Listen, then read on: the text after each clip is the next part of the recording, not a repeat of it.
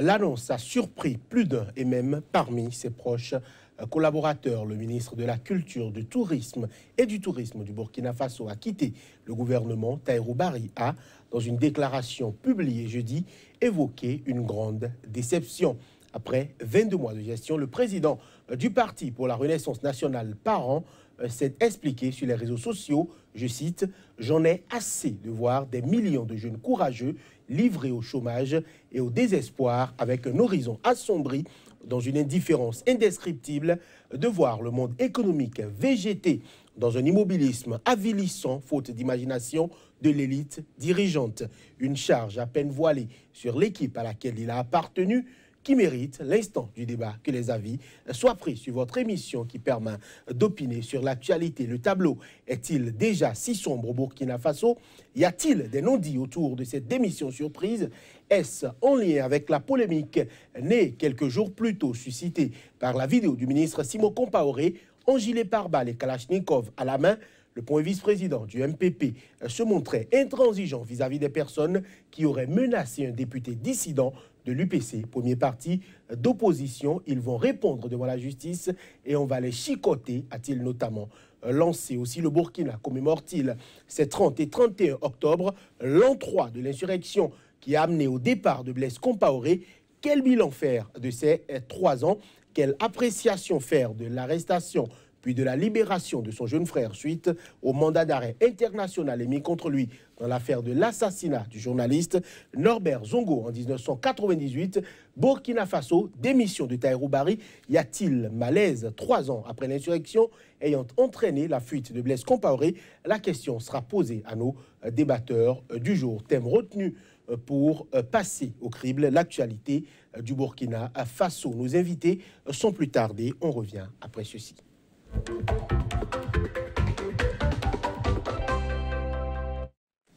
Hilaire Kofidia, bonjour. Bonjour. Juriste, vous êtes analyste politique. Un plaisir de vous retrouver sur ce plateau. Face à vous, Patrick Abampoyon, bonjour. Bonjour. Vous êtes coach en politique de développement et gestion de crise. Ma première question est pour vous.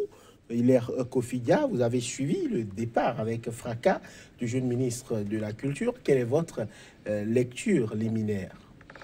Non, il faut reconnaître que lorsque le ministre de la Culture et du Tourisme burkinabé a décidé de se retirer, j'ai été surpris.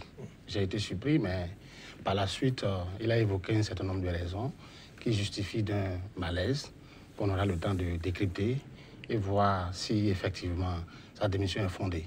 Car l'homme, avant tout, avant de démissionner, a évoqué un certain nombre d'arguments qu'il va falloir prendre au sérieux.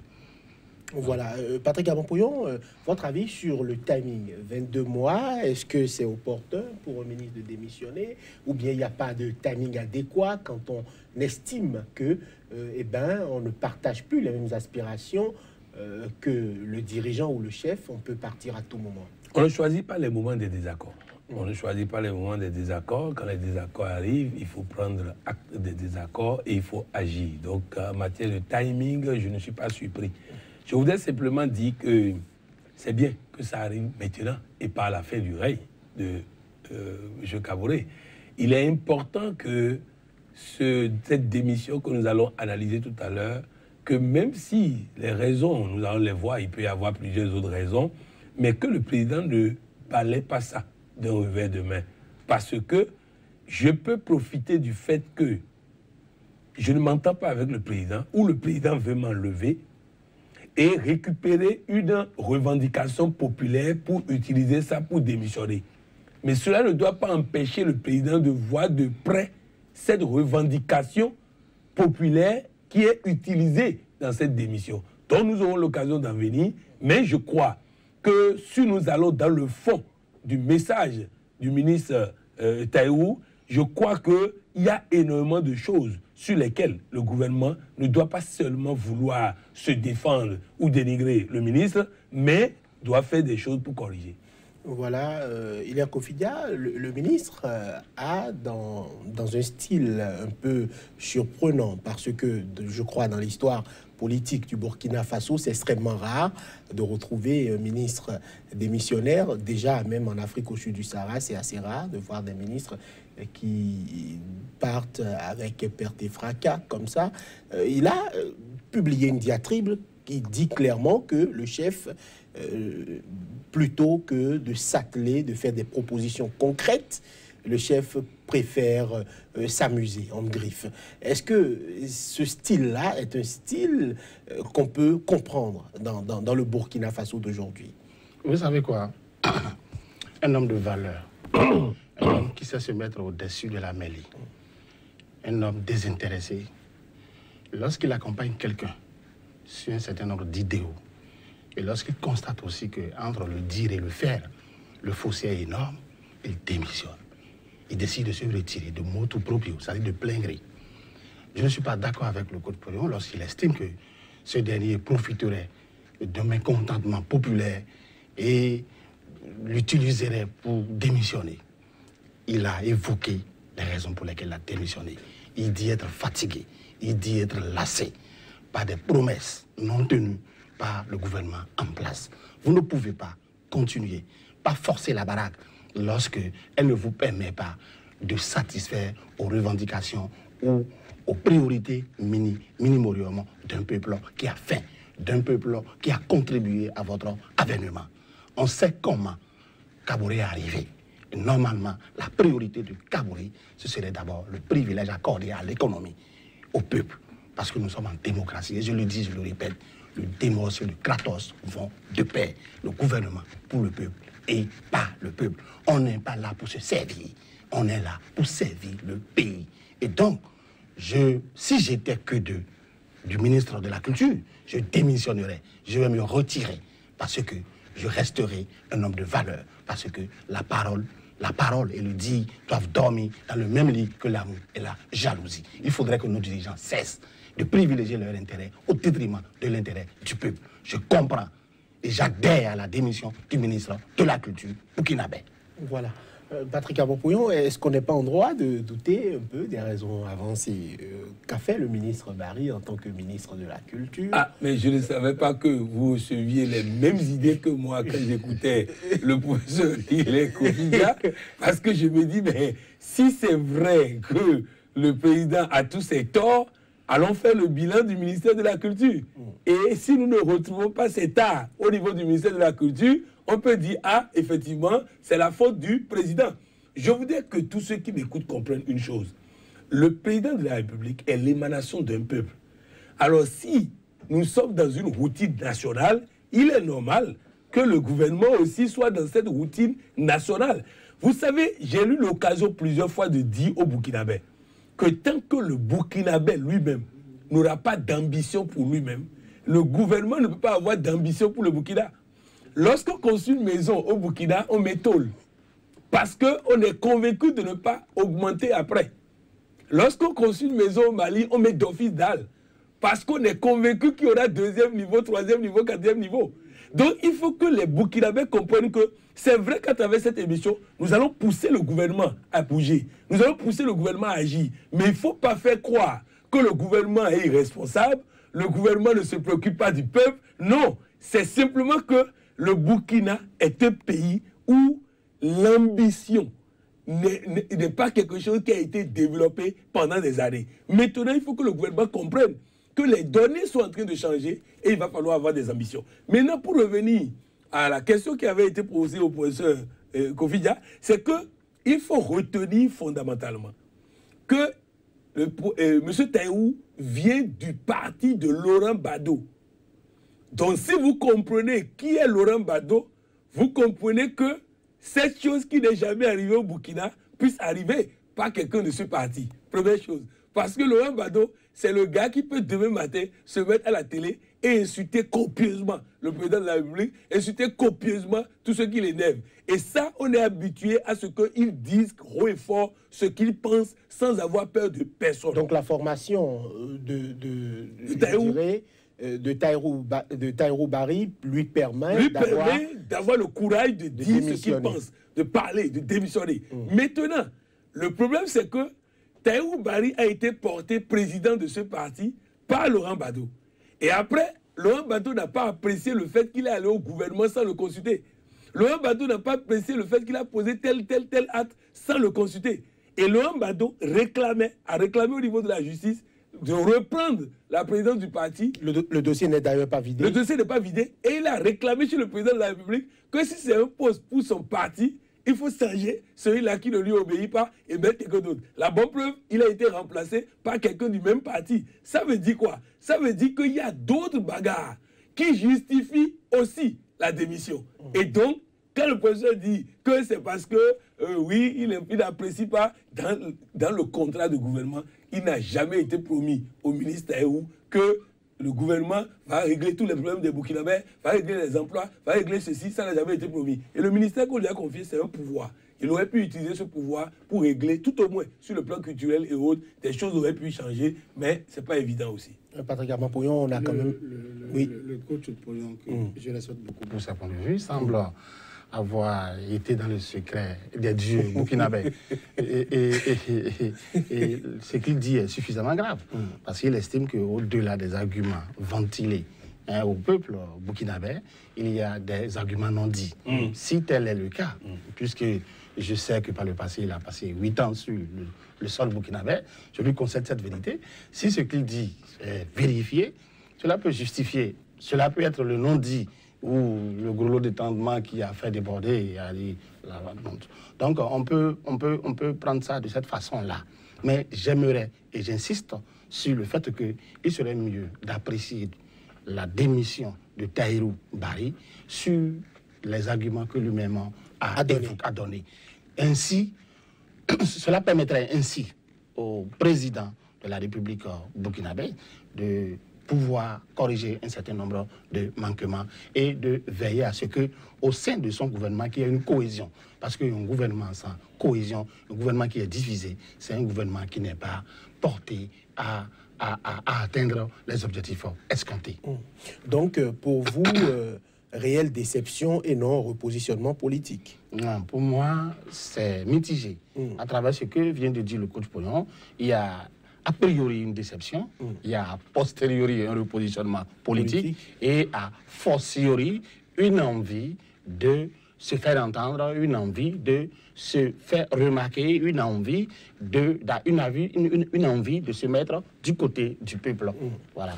Est-ce qu'aujourd'hui, Tahirou Barry est en train de remettre les compteurs à zéro, c'est-à-dire se départir de la gestion peut-être du président Roch-Marc Christian Kaboré, qui est accusé, à tort ou à raison parfois, d'être peut-être dans l'immobilisme. On accuse aujourd'hui le régime, parfois, notamment, ça vient du côté... Mais c'est un pays d'immobilisme.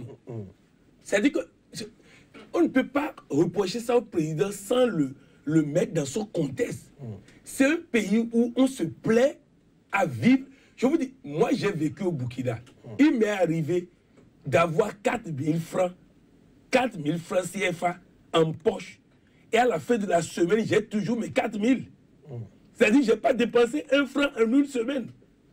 Donc c'est pour dire que c'est un pays où on vit monotone. Et donc il faut une dose de dynamique mentale. Il faut une dose de réveil à ce peuple. Parce que, vous voyez, depuis des mois, même sur ce plateau, une fois, je vous ai dit que je reste à distance de ce gouvernement dans lequel il y a plein d'amis, plein de coachs que j'ai formés, mais que je reste à distance parce que comment dire à quelqu'un qui est d'un peuple en griffe de monotonie qu'il est en train de faire de monotonie sans l'élever?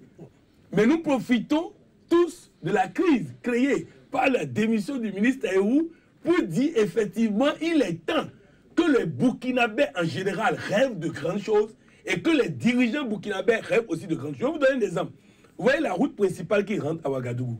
C'était une petite route comme ça. Quand vous arrivez en voiture, vous êtes obligé de faire tomber les cyclistes parce que le tronçon est petit. Il a fallu inondation pour bouffer toutes les routes, pour qu'en voulant construire ça, on puisse avoir de grandes routes qui rentrent dans Ouagadougou. Donc c'est pour dire, nous sommes dans un pays où on se complaît. Et donc, cette démission est une opportunité pour parler au président, mais aussi pour parler au peuple burkinabé, pour que le peuple burkinabé aussi comprenne qu'il faut rêver de grandes choses. Parce que tant que nous allons nous complaire dans notre vie de tous les jours, chacun va te dire, moi si j'ai mon 8 tôles, si j'ai mon 12 tôles, si j'ai mon 10 tôles, c'est comme ça, ils calculent la superficie des maisons, si j'ai mon 10 tôles, ça me suffit. Donc, tant que nous sommes dans si j'ai mon 10 tôles, ça me suffit. Le président aussi dit, si les salaires sont payés, si ceci est fait, ça suffit. Donc, c'est l'occasion de parler tout au peuple burkinabé pour que tout le monde puisse comprendre. Le ministre Taïrou ne me dira pas, parce qu'il a parlé tout à l'heure de cohésion gouvernementale. Il y a une bonne cohésion gouvernementale et c'est justement parce qu'il y a cette cohésion que nous qui voulons faire bouger les choses, on est obligé d'attendre des opportunités comme celle-ci pour parler. Parce qu'il y a une cohésion, justement. Et je vous dis, soyons honnêtes. Oui, il y a immobilisme, mais ce n'est pas l'immobilisme qui a créé la démission du ministre Taïrou. Voilà, votre avis est tranché. Le porte-parole du gouvernement, Rémi Fulgence Dandinou, s'est dit, lui, surpris et a expliqué, notamment à la télévision nationale, que jamais des accros ne sont apparus entre le ministre et l'exécutif et que c'était tout à fait surprenant pour toute l'équipe gouvernementale de constater cette démission-là. Le ministre avait un agenda très chargé, d'ailleurs, pour le week-end. Et il est parti, il est confiné. Votre réaction, déjà, à la sortie du porte-parole du gouvernement? Il est en mission. Il est en mission. Il joue un rôle, c'est un personnage. Il ne pouvait pas dire autrement. Le gars évoque l'immobilisme avilissant. Et il dénonce le fait que les dirigeants au sommet ne sont pas ambitieux. Et comment est-ce que, sans ambition, vous pouvez conduire un État? Lorsqu'il y a des malaises au sein d'un groupe, on ne peut pas dire qu'il y a cohésion. Je dis, on ne peut pas parler de cohésion lorsqu'il y a un malaise au sein d'un groupe. Et c'est valeureux de démissionner, surtout lorsque les raisons que l'on évoque pour démissionner sont des raisons fondées. Et lui, lorsqu'il vient dire qu'il est surpris par la démission, il joue un rôle. Je n'apprécie pas. Je n'apprécie pas. Vous savez quoi, nul n'est méchant volontairement. Nul n'est méchant volontairement. Et ce n'est pas plaisant de démissionner. Ce n'est pas plaisant de se retirer. Car on sait tous les avantages que vous confère le fauteuil ministériel. Se détacher de tous ces avantages. Surtout en Afrique. Pendant que d'aucuns, à votre place, s'accrocheraient, quels que soient les malaises, en voulant coûte que coûte sauvegarder leur intérêt personnel, il faut féliciter cela. Parce que celui-ci, Taïrou, il vient de placer l'intérêt général au-dessus de son intérêt personnel. Et je dis qu'il y ait des non-dits qui peuvent justifier sa démission, on peut comprendre. Mais il faut aussi reconnaître qu'il faut corriger quelque chose. Et le coach Payon l'a si bien dit. On ne peut pas, dans un État démocratique, dans un État de droit, qui se veut souverain et qui se veut économiquement fort, assister à un immobilisme que Taïrou qualifie d'avilissant. C'est extrêmement grave. Il faut créer les choses, il faut créer l'emploi aux jeunes, il faut permettre aux jeunes de rêver et de rêver dans le sens positif. Et donc pour ça, j'estime que la sortie de celui qui dit excusez-moi, être surpris par la démission de l'autre n'est qu'une fantaisie, une comédie de bas étage. Voilà, une vidéo a circulé. Avant ça, je vous ai dit que le professeur Kofi Dia ne connaît pas celui qui a parlé. Il ne connaît pas Rémi Dandinou. Comment pouvez-vous le savoir? S'il connaissait... Non, quand il dit connaît, ce n'est pas juste le nom. Non, je dis s'il connaissait Rémi Dandinou, il saura que, même en mission, Rémi Dandinou se basera sur les faits réels pour communiquer. Donc, dans ce qu'il a dit, le ministre a un agenda. Il n'y a pas crise entre le ministre et le gouvernement. Il y a crise entre le ministre et le fondateur de son parti. Donc, pour vous, c'est uniquement lié à la crise au sein du parti? C'est lié à la crise au sein du parti. Je vais vous dire pourquoi. Quel est le projet non-immobilisme que le ministre Taïrou a pour le parrain dont il a pris la présidence? C'est de ça qu'il s'agit.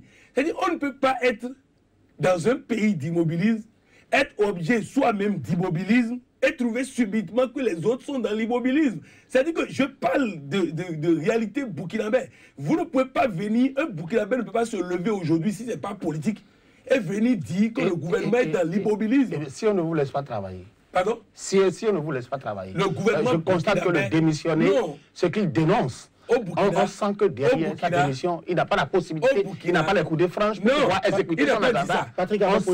Et on sent, Professeur, on sent, puisque vous venez de dire que lui-même, il est dans l'immobilisme. Non, Il lui-même est dans l'immobilisme. Alors qu'il a un agenda. Cela suppose que on ne le laisse pas travailler. Merci, messieurs. Nous allons baisser de ton et faire évoluer le débat. On sait aussi, Patrick Abampoyon, que une vidéo a circulé. Il est à Kofi Dia. Je ne sais pas si vous l'avez vu.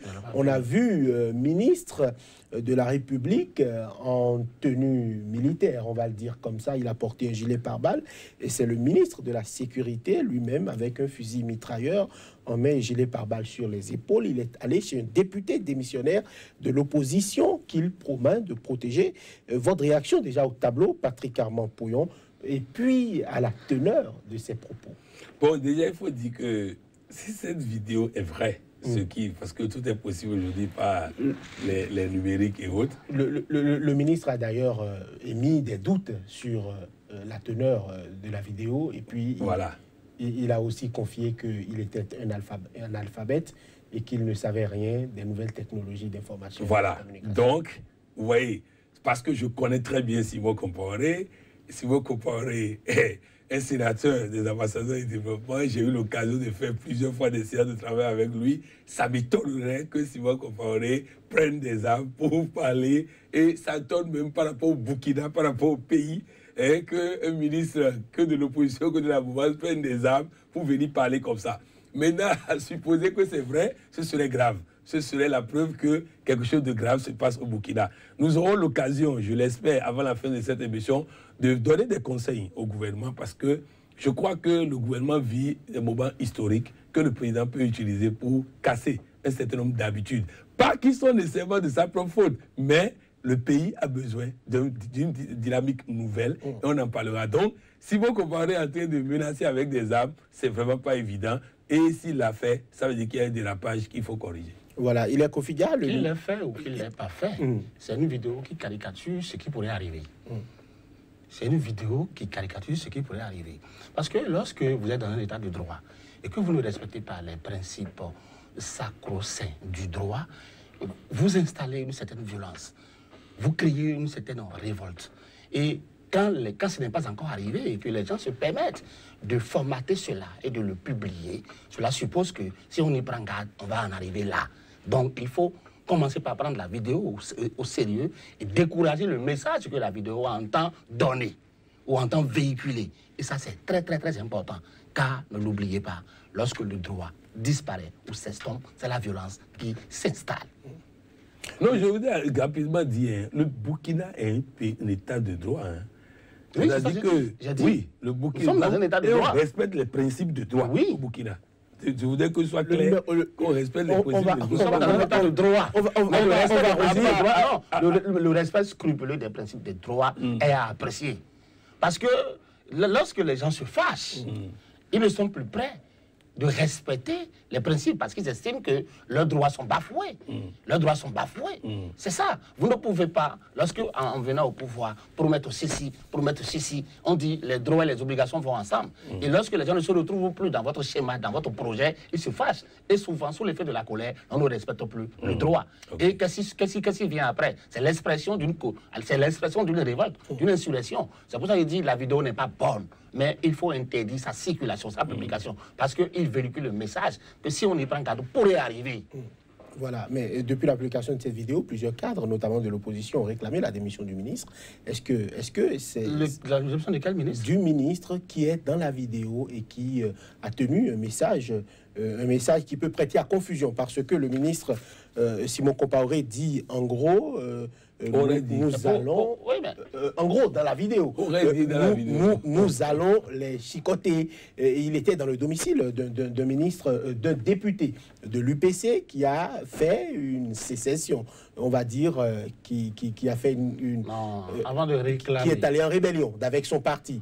Il y a comme sentiment que aujourd'hui, le parti au pouvoir est en train de, peut-être que c'est de bonne guerre, puisque nous sommes en démocratie, est en train de foutre un peu le bordel, on peut l'appeler comme ça, dans le camp d'en face. C'est puisque c'est le parti du chef de file de l'opposition politique au Burkina Faso qui a perdu une douzaine, je crois, de députés qui ont créé on va dire, une autre aile de ce parti-là et qui aujourd'hui bénéficie du soutien du ministre Compaoré qui va dans le domicile pour les assurer de ce qu'ils auront du soutien, de ce qu'un véhicule sera mis à leur disposition pour assurer leur sécurité cette nuit même. Et donc, beaucoup estiment qu'aujourd'hui, peut-être que les leviers de l'État sont utilisés à des fins politique et politicienne et que c'est quelque chose qu'il faut décourager à travers la démission du ministre d'État Simon Compaoré. Votre avis là-dessus, il est confus. Oui, d'abord, il faut gommer, il faut gommer de votre schéma et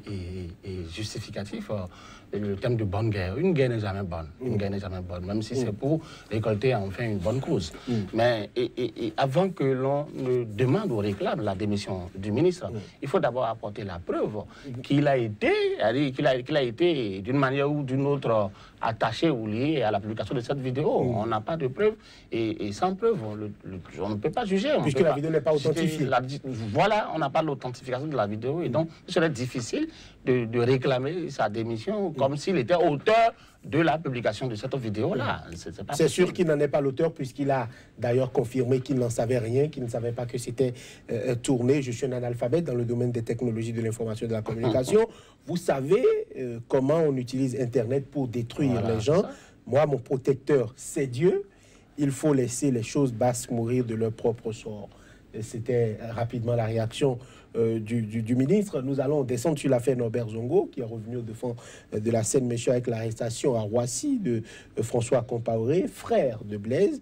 Nous allons, peut-être avec la complicité de la régie, suivre un élément pour retracer un peu, vous mettre pourquoi pas dans le contexte de cette affaire où aujourd'hui le Burkina Faso a officiellement demandé l'extradition de Simon Compaoré, frère cadet de l'ancien président Blaise Compaoré. On revient juste après l'élément. Arrêté dimanche à sa descente d'avion, François Compaoré était présenté ce lundi 30 octobre devant le parquet de Paris. Le Burkina Faso avait émis un mandat d'arrêt international à son encontre. La justice française a décidé de le laisser en liberté le temps qu'elle décide ou non de son extradition. À son arrivée à Roissy, on lui notifie un mandat d'arrêt international, avec donc des conséquences terribles en matière de liberté publique. On demande qu'il soit mis en prison. Eh bien aujourd'hui, la justice dit non.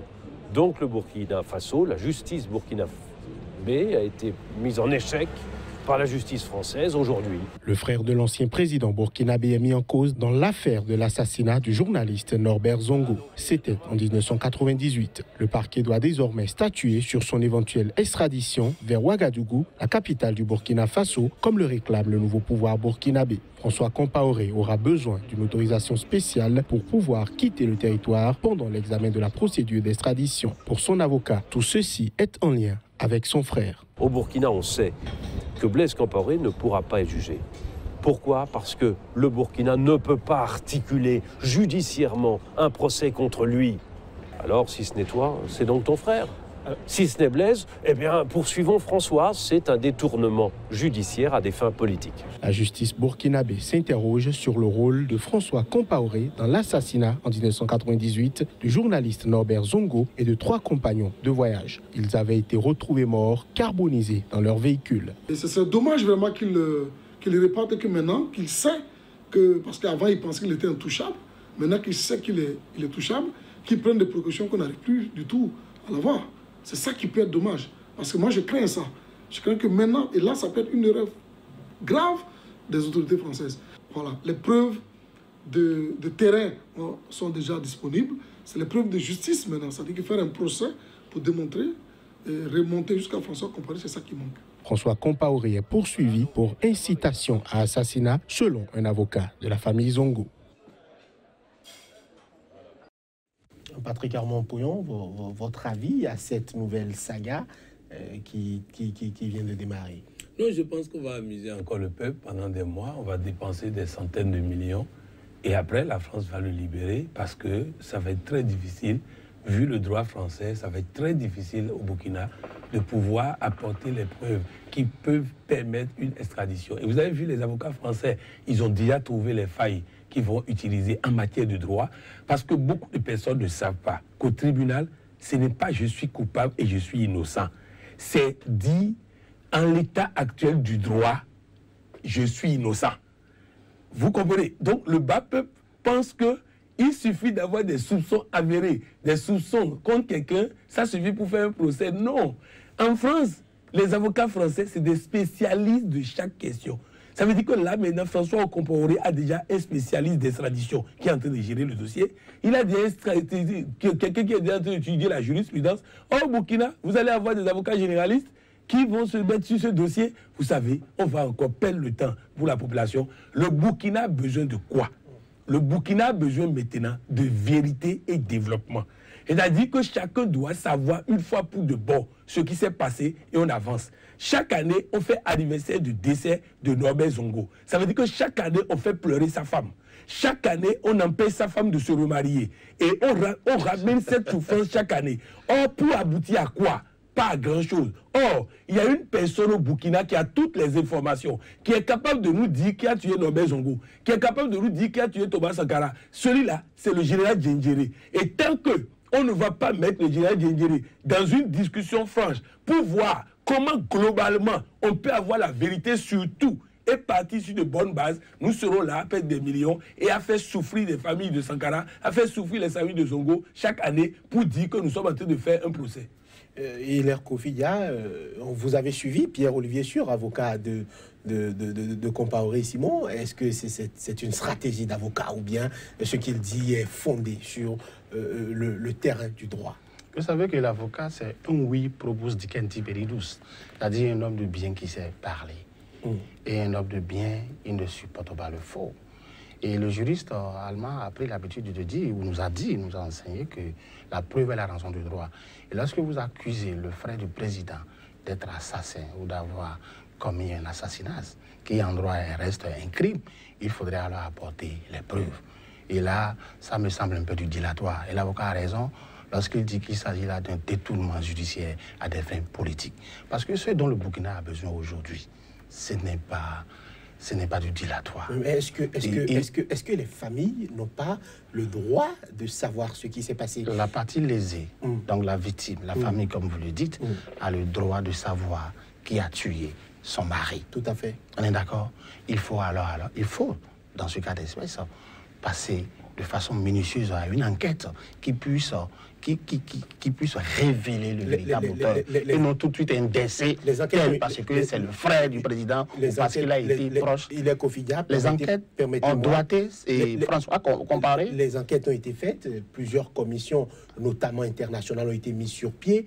On sait que le dossier est revenu un peu au devant de la scène avec l'avènement du nouveau régime au Burkina Faso qui a demandé à ce que tous ces armoires-là soient rouvertes pour permettre aux gens de faire le deuil, de savoir ce qui s'est passé par rapport à leurs proches qu'ils ont perdus, parce que on sait que durant les 27 années de pouvoir sans partage de Blaise Compaoré, beaucoup de choses se sont passées, des choses dont personne ne sait concrètement rien. Est-ce que ce n'est pas important, très important, d'entendre les gens? Qu'est-ce qui empêche aujourd'hui Simon Compaoré de se rendre justiciable? Vous faites bien de dire que sous le règne sans partage de Blaise Compaoré, si les faits se révélaient vrais, est-ce que François Compaoré pouvait tuer Norbert Zongo sans le soutien ou sans l'ordre de son grand frère président? Mais s'il pouvait le faire. Mais Pierre-Olivier Sur dit que Blaise Compaoré n'est même pas justiciable par la justice burkinabé. Votre avis là-dessus? Et c'est la raison d'ailleurs pour laquelle on tente de vouloir faire rendre gorge à son jeune frère. Et là où le bas blesse, nous sommes dans un État africain. Les deux affaires sont-elles liées? Le procès ou les crimes qu'on peut reprocher à Blaise Compaoré sont à dissocier de ce qu'on doit ou qu'on peut reprocher à Simon Compaoré. Ah non, c'est le vice-président officieux du Burkina. Vous êtes en train de parler du vice-président officieux du Burkina. Officieux, mais pas officiel. Oui, ça veut dire que quand c'est officieux, ça veut dire que c'est celui qui le couvre qui est responsable. Quand c'est le vice-président officieux, ça veut dire que c'est le chef de l'État qui est responsable de ces actes, puisqu'il a des pouvoirs officieux. Ces pouvoirs lui ont été confiés. Je vous l'ai dit, dans cette affaire-là, vous savez, il y a des soupçons de très fort soupçon que le frère François Compaoré soit impliqué dans l'assassinat de Norbert Zongo. Mais comme il a dit, au tribunal, on ne prend pas fort soupçon. Il faut des preuves. Et dans ces dossiers-là, il y a une seule personne qui connaît tout au Burkina. C'est le général Diendéré. Et on dit, on le met en prison, on veut le juger dans un procès qu'on veut le faire condamner d'office. Le gars ne va pas parler. Je crois que les familles dont vous avez parlé ont plus besoin de savoir la vérité que de voir quelqu'un en prison. Ils veulent savoir la vérité. Or, vous savez, on ne peut pas avoir la vérité sous menace d'emprisonnement, sous menace d'assassinat, sous menace de ceci. Il est important que nous puissions réfléchir de façon intelligente et non faire des manipulations politiques. Est-ce que vous savez qu'on est en train de se rendre compte que les mandats d'arrêt sortis contre Guillaume Soro et autres ont été politiques? Le gouvernement actuel est en train de sortir la liste des magistrats impliqués dans ces faux coups-là qui ont été organisés par le régime de transition. Dans ces conditions, vous voyez, et ces mandats d'arrêt contre François Compaoré datent pour la plupart de ces périodes-là. Patrick Amon, il faut avoir des preuves. Souvent, le régime de transition, on prend son grade à chaque fois que vous parlez du... Non, ça là, je vous dis, c'est une catastrophe. Et aujourd'hui, même la routine dans laquelle nous sommes aujourd'hui sont les conséquences de la pagaille organisée par le régime de transition. Voilà. Et je n'ai pas manqué d'attendre, je n'ai pas attendu qu'ils quittent le pouvoir avant de le dire, je l'ai dit tout au long de leur règne. Donc c'est pour dire que nous sommes aujourd'hui dans une situation où les Burkinabés ont besoin de deux choses, vérité et développement. Et aujourd'hui, le pouvoir a décidé aussi d'entendre Zida, puisque les juges aujourd'hui sont prêts à aller au Canada pour aller le rencontrer. Est-ce à dire que on doit juger les uns et laisser les autres? Non, moi je crois que dans cette affaire-là, juger Zida, vous voyez, on ne sait même pas comment un terroriste est rentré au Burkina juste à la fin de la transition. Donc, n'allez pas encore pousser Zida à encore envoyer des terroristes au Burkina. Les amis, il n'y a pas de preuve de ce que vous avancez. Et je n'ai pas dit qu'il y a des preuves, j'ai dit n'allez pas. Donc, bref, il est important que nous comprenions. Il ne faut pas qu'en cherchant justice de ceux qui sont morts, on crée encore de nouveaux morts. Les familles ont besoin de vérité, je suis d'accord. On a les possibilités aujourd'hui, on sait où se trouvent les vérités, qu'on n'a qu'à créer les conditions pour que nous puissions avoir la vérité sur tout ça. Et ce n'est pas ça seulement. Lors de l'insurrection qui a fait tomber Blaise Compaoré, il y a des morts. On veut connaître comment c'est mort. Lors du coup d'État, il y a des morts. On veut connaître ces morts. Mais toutes ces vérités-là, il y a une personne qui détient ces vérités. Créons les conditions pour qu'il parle. Voilà, vous voulez parler du général Gilbert Diendéré, qui est notamment auteur du dernier putsch manqué alors que la transition au Burkina Faso était en place. Cette émission tombe à point nommé parce que ça fait exactement 3 ans que l'insurrection populaire a emporté Blaise Compaoré, Hilaire Kofiya. Selon vous, quel bilan on peut faire de ces 3 années déjà de l'après? Il faut reconnaître que l'insurrection populaire a coïncidé avec un état d'âme qui animait Blaise Compaoré en son temps. Il semblerait, ou l'histoire rapporte, ou enseigne, qu'il aurait eu une mutinerie. Et il pensait qu'un coup d'État se préparait, il avait déjà fui, il est revenu sur ses pas, a constaté que ce n'était pas un coup d'État. Et du coup, dès que le mouvement a pris du volume, et il s'attendait un peu à tout. Il pensait avoir perdu le pouvoir alors qu'il ne l'a pas encore perdu. Et ce qui devrait arriver, arriva. Mais rien n'est anodin et le hasard n'existe pas. Vous ne pouvez pas maintenir un peuple dans une situation aussi affamante pendant longtemps. Et la leçon à tirer, c'est que ceux qui gouvernent aujourd'hui au Burkina Faso ne doivent tout faire pour ne pas donner raison à Blaise Compaoré. Parce que c'est facile de faire partie les autres, mais c'est difficile de diriger, de faire mieux pour faire comprendre que l'autre faisait mal. Or, les signaux semblent être rouges, avec des histoires de démission, avec des histoires de ministres portés Kalachnikov et tout ça pour dire qu'on va protéger et tout, avec ces éléments réunis, ce n'est pas bon signe. Et donc, s'il y a une leçon à tirer du départ de Blaise Compaoré, elle est tout simple. Faisons bien, faisons mieux pour que ceux qui ont contribué au départ de l'ancien président ne puissent pas avoir raison de nous. Et ça, c'est important. Notamment ceux qui ont perdu leur vie pour notamment ceux ce combat-là. Et les sacrifices. Oui, je voudrais dire que le bilan n'est pas bon. Le bilan après 3 ans, après l'insurrection, n'est pas bon. Ceux qui sont morts ont le sentiment d'être morts pour pas grand-chose. Mais je voudrais dire que nous sommes... Pourquoi? Parce que déjà, nous avons eu une transition de voyous. Et donc, ça a remis en cause toutes les cartes. Et le régime actuel a pris le pouvoir pratiquement par terre. Et il faut reconstruire tout. Mais je pense que le président Kaboré a une opportunité historique. Le Burkina a besoin d'un gouvernement d'union nationale. Tout au moins ceux qui étaient avec lui dans l'opposition, qui a fait tomber Blaise Compaoré, il est temps qu'on fasse un gouvernement avec ceux-là. Il est temps qu'on tende la main à Zéphirin Diabré. Il est temps qu'on puisse se mettre ensemble pour sortir le Burkina de là où il est. Mais si nous sommes toujours dans une opposition avec eux, parce que vous avez, on a une opposition interne dans le pays, et on a une opposition extérieure au pays. C'est pas bon, c'est dangereux. Je crois que surtout avec la mort du président du MPP, le président Kaboré doit vraiment tendre la main à Zéphirin Diabré pour faire un nouveau contrat social avec le peuple. Parce que si nous sommes dans cette logique de les vainqueurs et des vaincus, je ne suis pas sûr que l'insurrection aurait servi à grand-chose. Je ne suis pas sûr que les morts du Burkina auraient servi à quelque chose. Il est Kofiya, raison. Oui. Gouvernement d'union nationale, est-ce que c'est utile au Burkina Faso aujourd'hui? Non, mais c'est utile, c'est utilissime, si vous mettez les termes. Sans une union autour de ceux qui ont contribué à l'avènement de ces nouveaux acteurs politiques, rien ne va marcher. C'est pourquoi j'ai dit c'est très tôt que celui-ci manifeste son malaise.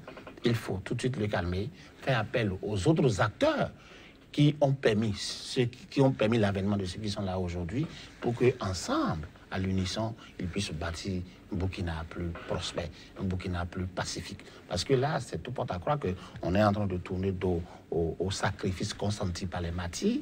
On est en train de tourner dos aux attentes du peuple qui, en faisant partie l'ancien, espérait mieux. Et pour cela, ce que dit le coach Apollon est vérifié et plus que vérifiable, dans la mesure où sans un minimum de cohésion, ils ne pourront pas réussir la mission. Et la mission, je voudrais dire que d'habitude, j'aime pas les gouvernements d'union nationale à cause du fait qu'on se tire dans les pattes. Mais le Burkina a une particularité. Ils sont capables de travailler ensemble. Ils ont travaillé déjà ensemble. Parce que n'oubliez pas que Zéphirin Diabré était chef de file de l'opposition quand les Macron-Christian Kaboré sont arrivés. Mais il les a accueillis et ils ont réussi à travailler ensemble en synergie. Ils sont capables de le faire encore une fois. Je crois véritablement, et c'est un message que j'adresse au président Kaboré, c'est le moment de faire rentrer Zéphirin Diabré et son équipe dans le gouvernement pour que l'ancienne coalition de l'opposition qui a fait tomber Blaise Compaoré puisse vraiment être au pouvoir et que Blaise Compaoré soit le seul opposant. Parce que si on a déjà ils eux-mêmes sont divisés entre eux. Nous avons l'opposition des Blaise Compaoré à l'extérieur. Nous avons des mutineries, nous avons des rébellions, nous avons des attaques terroristes, tout ça, ça fait trop. Et là, ça veut dire qu'on ne pourra pas se concentrer sur le développement. Je crois que véritablement, il faut élargir le gouvernement. Ensuite, aller à une commission vérité et réconciliation. Qu'on fasse parler ceux qui doivent parler contre des amnisties, mais qu'ils disent ce qui s'est passé et après qu'on amorce le développement. Voilà comment la Côte d'Ivoire et le Burkina peut s'en sortir. Voilà, le MPP reproduit les mêmes erreurs qui ont provoqué la colère du peuple. C'est en tout cas ce qu'a estimé Zéphirin Diabré, président de l'UPC et chef de file de l'opposition politique. C'était son message pour l'an 3 de l'insurrection. La PMP, entendez, l'alliance des partis de la majorité présidentielle, a dit qu'elle s'opposerait à toute manœuvre tendant à retarder le processus enclenché et qu'elle invite par ailleurs le peuple à rester vigilant et déterminé pour que justice soit proclamée. Ce sera déjà tout pour ce numéro de Angle de vue. Était sur ce plateau. Hilaire Kofi-Dia, vous êtes juriste, analyste politique. Merci d'avoir été des nôtres. Face à vous, Patrick Armand-Pouillon, coach en politique de développement et gestion de crise. Vous avez tous deux la particularité de connaître le terrain burkinabé. Nous espérons que vous nous avez suivis avec entrain. Merci de nous rester fidèles. À très bientôt sur Angle de vue, mais aussi sur SICA.